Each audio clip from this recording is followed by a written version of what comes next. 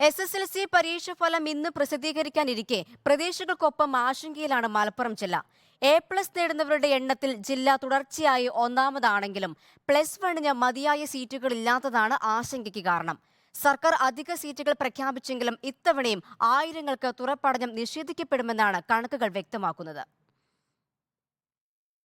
ഓരോ വർഷവും SSLC പരീക്ഷാ ഫലം വരുന്നതിന് പിന്നാലെ മലപ്പുറം സാക്ഷിയാവുക കണ്ണീരിനും പ്രതിഷേധങ്ങൾക്കുമാണ്. കരയുന്ന കുഞ്ഞിനെ പാലുള്ളൂ എന്ന് പറയുന്നത് പോലെ ശബ്ദം അധികമാകുമ്പോൾ താൽക്കാലിക സീറ്റുകളും ബാച്ചുകളും നൽകി സർക്കാരുകൾ വായ മൂടിക്കിട്ടും.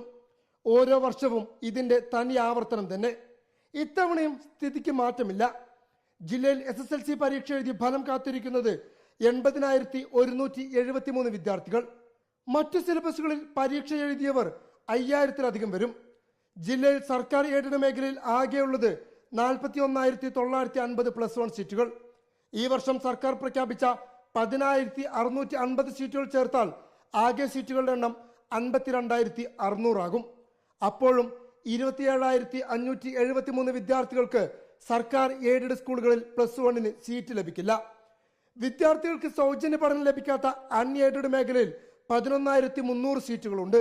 സർക്കാരിന്റെ ഔദാര്യമല്ലെങ്കിലും ഇവ പരിഗണിച്ചാൽ പോലും 16,273 വിദ്യാർത്ഥികൾ പുറത്തു തന്നെ.